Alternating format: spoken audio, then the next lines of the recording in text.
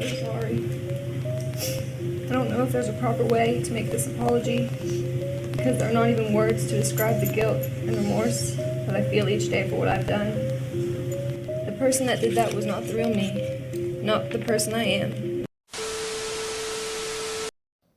Halo semuanya, makasih udah milih untuk menonton video ini. Aku Neni dan selamat datang di Chiller, Chill with Thriller.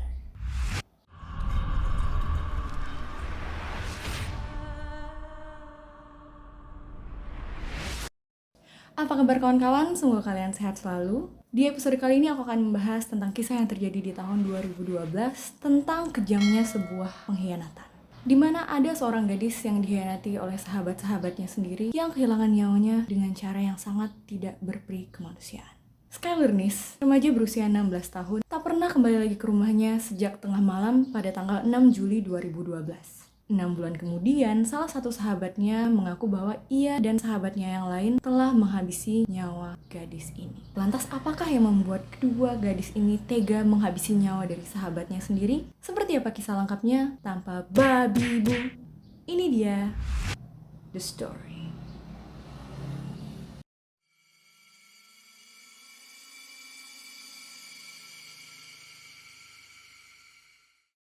Nah, seperti yang aku ceritakan di awal, Skyler Nis merupakan gadis berusia 16 tahun.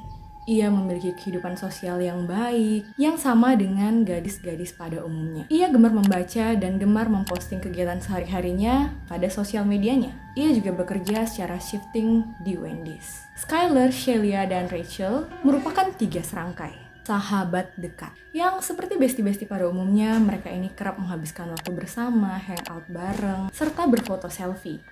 3 remaja ini merupakan teman satu sekolah. Sekolah mereka terletak di daerah Virginia Barat.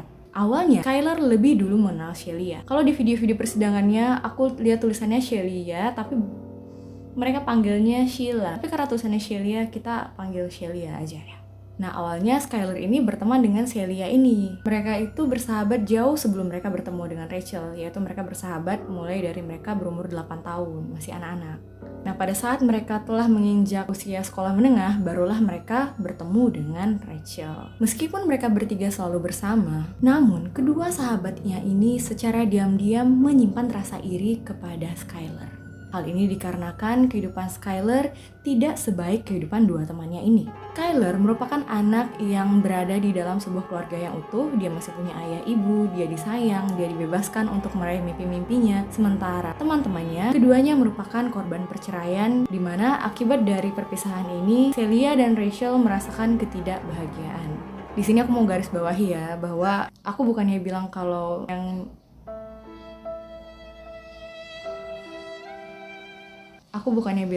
semua anak yang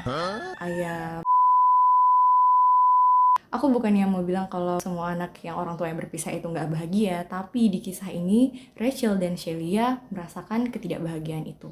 Nah, hal inilah yang menjadi pemicu terciptanya rasa iri dari kedua sahabatnya ini kepada Skyler. Dari ketiga remaja ini, Shelia dikenal dengan karakter yang paling periang. Dia memiliki karakter yang bebas, ceria, dan cenderung agak liar. Dibanding Rachel, Shelia lebih dekat kepada keluarganya Skyler. Bahkan kedua orang tua Skyler sendiri telah menganggap Shelia ini sebagai anak mereka. Motor lewat telah menganggap Shelia sebagai anak mereka sendiri. Sebagai ayam. Sementara Rachel dikenal sebagai anak yang berasal dari keluarga Katolik yang taat.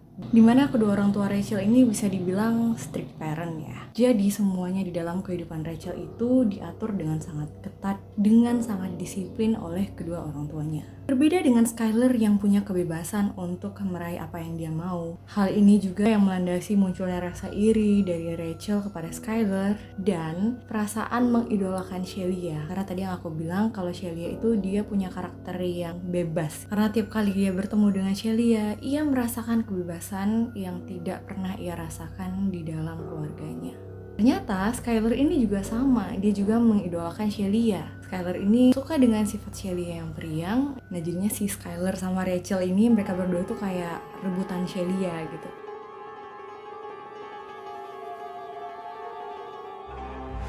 31 Juni 2012 atau 1 minggu sebelum kehilangan Skylar mempost sebuah tulisan yang berisi, "Kalian wanita bermuka dua. Kalian pikir aku gak bakal tahu?" Nah, diduga postingan yang dibuat oleh Skylar ini ditujukan untuk kedua sahabatnya itu karena Skylar mengetahui dua sahabatnya ini memiliki hubungan terlarang, hubungan sesama jenis yang menurut Skylar ini tuh menodai persahabatan mereka bertiga. Skylar dan Celia terutama mereka sering bertengkar secara verbal. Hal ini pernah disampaikan oleh salah satu teman lainnya yang mengenal mereka bertiga, yang mengatakan bahwa pada saat Rachel, Skylar, dan Celia melakukan panggilan konferensi, jadi mereka bertiga teleponan gitu, si Rachel ini yang sedang berada bersama temannya yang cerita ini, Rachel ini tuh menyalakan loudspeaker untuk memperdengarkan Celia dan Skylar yang sedang berdebat. Di sini kita bisa lihat bahwa hubungan mereka bertiga ini sedang tidak baik-baik aja, terutama Skylar dan Celia.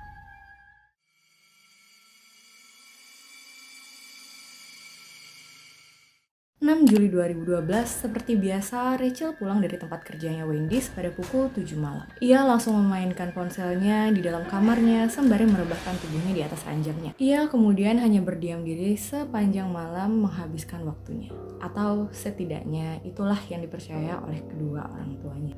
Kedua orang tuanya yang merasa bahwa kemungkinan anak mereka ini lelah setelah pulang bekerja, jadi mereka memutuskan untuk tidak mengusik anak gadisnya ini. Namun, tanpa disangka oleh kedua orang tuanya ini, Skylar yang biasanya bangun tidur di pagi hari untuk segera melakukan aktivitasnya, namun pada pagi itu tidak seperti biasa, ia tidak keluar dari kamarnya. Ibunya kemudian memutuskan untuk membangunkan Skylar, tapi ketika ia membuka pintunya, Skylar tidak ada di dalam kamarnya, dengan kondisi jendela yang terbuka dan charger yang masih tertinggal di tempatnya. Nah, melihat anaknya tidak ada di kamarnya, orang tua Rachel ini tidak lantas panik. Mereka hanya mengira mungkin anaknya pergi tanpa izin, itu aja. Mereka yakin anaknya ini tidak akan pergi jauh karena charger dan barang-barang pribadi milik Skylar yang lainnya masih tertinggal di kamar. Kedua orang tuanya kemudian bergegas menelpon Skylar, tapi telepon tidak terhubung. Mereka kemudian segera mengecek CCTV dan mendapatkan rekaman pada pukul 12:30 malam saat putri mereka Skylar berjalan keluar seorang diri menuju ke sebuah mobil sedan yang tampak telah menunggunya. Jadi dugaan orang tuanya bahwa anaknya sepanjang malam berada di kamarnya aja itu salah. Orang tuanya mulai merasa panik dengan situasi ini. Mereka menyadari bahwa situasi ini adalah situasi yang serius dan mereka memutuskan untuk menelpon 911. I have a daughter that's 16 years old. Apparently she snuck out of her room last night and she hasn't been seen since. None of her friends can get a hold of her. I can't find her. Hey, what's her name? Skylar Neese. Polisi yang datang kemudian langsung mengecek CCTV dan melihat video itu.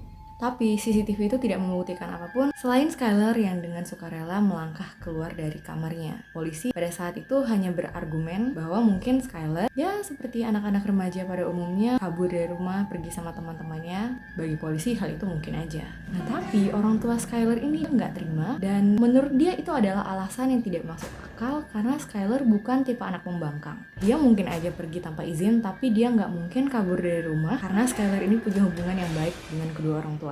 Namun meskipun tadi polisi bilang ada kemungkinan kalau Skylar ini kabur, polisi tetap berjanji untuk menyelidiki kasus ini dengan seserius mungkin. Polisi kemudian meminta salinan dari rekaman CCTV guna mencari tahu siapa pemilik dari mobil sedan itu. Sementara itu, orang tua Skylar yang tidak bisa berpangku tangan saja mulai melakukan sejumlah usaha dengan menanyai teman-temannya Skylar, membuat pamflet yang berisikan foto-foto Skylar, hingga melakukan pencarian terhadap Skylar. Nah, Celia tentunya juga tidak luput ditanyai oleh kedua orang tuanya Skylar. Pada awalnya, Celia mengatakan bahwa ia tidak mengetahui sama sekali di mana Skylar ini. Tetapi, tak lama kemudian, entah kenapa, Skylar ini berinisiatif untuk menelpon kedua orang tuanya Skylar ini dan bilang kalau sebenarnya pada malam itu mereka emang sempat pergi untuk berkeliling-keliling kota dan Celia dan Rachel ini mengantar kembali Skylar ke rumahnya sebelum tengah malam. Celia ini bilang, kata Skylar, dia minta diantarkan jauh-jauh om dari rumah biar tante sama om itu nggak keganggu tidurnya. Nah, tapi di sini sebenarnya kedua orang tua Skylar ngerasa aneh dan nggak terlalu percaya ya dengan Celia ini karena Skylar itu orang itu penakut sebenarnya. Jadi dia itu nggak mungkin minta diantarin jauh-jauh di jalanan yang gelap cuma karena takut kedua orang tuanya itu bangun gitu. Dan tentunya pernyataan Celia ini berseberangan dengan penemuan CCTV yang tidak menemukan adanya mobil Shelia, katanya jauh-jauh ya, mungkin nggak ketangkep CCTV. Dan mobil sedan yang ada pada jam 12:30 itu mungkin saja bisa jadi orang lain, bukan Shelia. Jadi maksudnya gini, polisi itu nggak bisa langsung ngejudge si Celia dan Rachel ini karena mungkin di sebelum tengah malam mereka emang sempat keluar yang tidak terekam CCTV, tapi si Skylar ini kembali pergi lagi di jam 12:30 dengan si pemilik mobil sedan itu, entah itu pacarnya, gebetannya, atau orang asing gitu. Polisi juga kesulitan untuk menemukan siapa pemilik dari mobil sedan itu karena kualitas dari CCTV yang tidak terlalu baik. Terlebih lagi, Shelia dan ibunya juga ikut melakukan pencarian pada saat 1 hari setelah kehilangan Skylar. Orang tua dari Skylar kemudian memberitahukan polisi tentang pengakuan Shelia ini, dan mendengar hal itu, polisi langsung pergi ke kediaman Rachel untuk meminta keterangan lebih lanjut. Nah, disinilah polisi yang dengan kecerdasan dan dengan pengalaman mereka serta insting yang tajam menyadari ada kejanggalan dengan Rachel ini. Setelah bertemu dengan Rachel, polisi tiba-tiba merasa menjadi sangat yakin bahwa ada yang tidak beres dengan kedua orang ini. Hal ini dikarenakan Rachel tidak sepandai Shelia dalam menutupi kesalahan-kesalahannya. Rachel tampak sangat tertekan sepanjang melakukan percakapan dengan polisi. Jawaban dari pertanyaan-pertanyaan yang dilontarkan pun seolah-olah telah dicocokkan dengan jawaban Shelia dan muncul dengan cara yang tidak alami. Seolah-olah mereka berdua telah melatih itu. Salah satu hal janggal lainnya adalah pada tanggal 7 Juli 2012 atau sehari setelah Skylar dinyatakan menghilang itu, Rachel yang telah mengetahui perihal kehilangan sahabatnya itu malah memutuskan untuk pergi liburan musim panas dengan ibunya. Seolah-olah dia itu sedang kabur dari sesuatu. Sejumlah usaha mulai dilakukan polisi guna mendapatkan bukti. Bahkan salah seorang polisi yang masih muda menyamar untuk mendekati kedua orang ini melalui sosial media mereka. Dengan harapan kedua orang ini atau salah satunya secara tidak sengaja atau kebablasan gitu menceritakan apa yang sebenarnya terjadi pada malam itu. Namun sayangnya usaha ini tidak cukup membuahkan hasil karena tidak ada di antara kedua orang itu yang membahas mengenai kejadian itu. Tetapi yang bisa dibaca oleh polisi muda ini bahwa kedua gadis ini tidak menunjukkan rasa sedih sama sekali, empati sama sekali, karena mereka tetap mengupload kegiatan sehari-hari mereka yang terkesan duniawi atau menyenangkan dan tidak terlihat bersedih atas kehilangan sahabat dekat mereka. Padahal mereka kemana-mana selalu bersama-sama, bertiga. Di samping itu, polisi yang terus melakukan penyelidikan terhadap pemilik mobil sedan itu melihat adanya kecocokan dari mobil itu dengan mobil yang dimiliki oleh Shelia. Namun meskipun banyak hal telah terarah kepada kedua gadis ini, polisi tetap memerlukan pengakuan verbal dari mereka berdua. Atau mereka harus ngomong kalau iya kami yang ngelakuin gitu. Kecurigaan polisi terhadap kedua gadis ini ternyata sampai ke telinga publik. Banyak rumor mulai beredar tentang kasus ini, bahkan ada yang bilang sempat melihat dua gadis itu pergi bersama Skylar, kemudian mereka minum minol, membakar sesuatu, kemudian mereka berantem, dan salah satunya kehilangan nyawanya, lalu yang dua lagi menguburkan si Skylar ini gitu. Tapi rumor ini tuh masih sekedar rumor ya, tidak berdasar. Karena kalau misalnya memang ada orang yang melihat itu, tentu aja dia bisa harus jadi saksi ya, langsung case close gitu ya. Tapi rumor-rumor yang dibuat oleh publik ini ternyata berimbas kepada pembulian kedua gadis ini oleh netizen. Sampai di titik dimana pada tanggal 18 Desember 2012 datanglah sebuah panggilan telepon kepada 911. Telepon itu berisi percakapan tentang seorang ibu yang terdengar sangat panik dan mengabarkan bahwa ia meminta pertolongan atas anaknya yang telah berada di luar kendali. Mon County 911, we have an emergency. I have an issue with a 16-year-old daughter of mine. I can't control her anymore. She's screaming. She's running through the neighborhood. Give me the phone. Okay. No, this is over. This is over.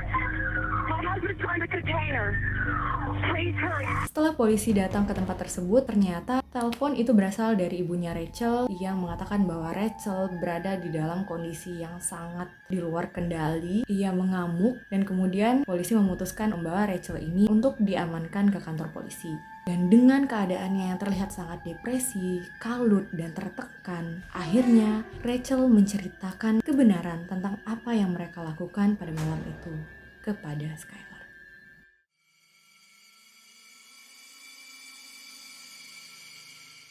Jadi sebenarnya Celia dan Rachel itu telah merencanakan untuk menghabisi nyawa Skylar jauh 1 bulan sebelum malam kejadian.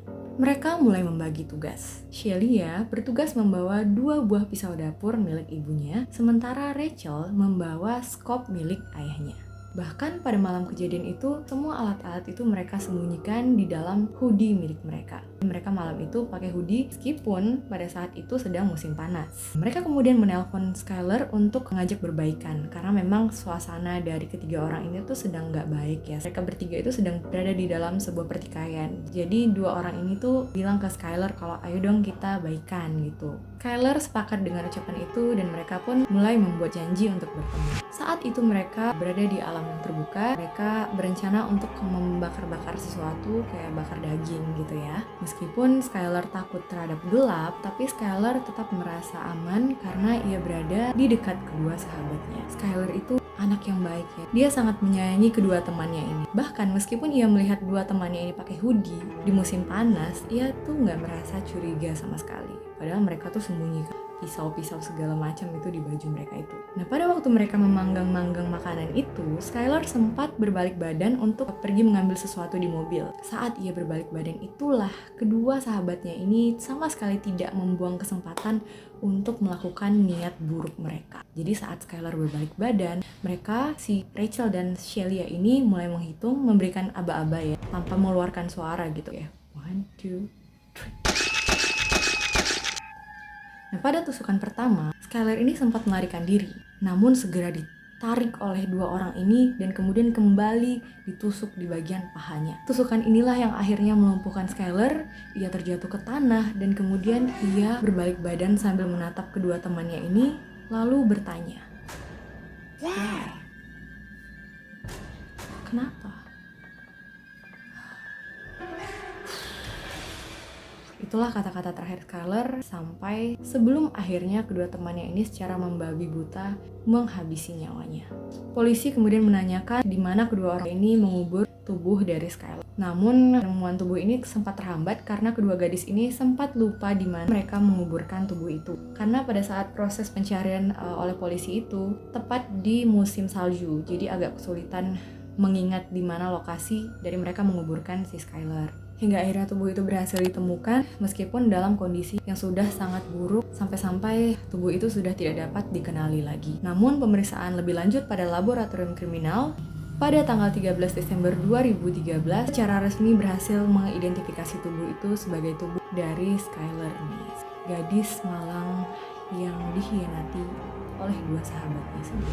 Shelia kemudian didakwa atas pembunuhan tingkat pertama. Ia kemudian secara resmi mengaku bersalah pada Januari 2014. Ia dijatuhi hukuman penjara seumur hidup dengan adanya kemungkinan pembebasan bersyarat setelah 15 tahun kurungan penjara. Nah, sementara Rachel, ia dapat 30 tahun hukuman penjara dan memperoleh keringanan hukuman karena ia terlebih dahulu mengakui perbuatan mereka itu. Tetapi, keputusan ini tentunya tidak diterima oleh keluarga Skylar yang merasa telah dikhianati oleh sahabat dari anak mereka sendiri. Kedua orang tua Skylar sangat marah dan juga kecewa terhadap 2 orang yang sangat mereka percayakan atas anak mereka. Bahkan telah mereka anggap seperti keluarga mereka sendiri. Namun tega melakukan perbuatan sekeji.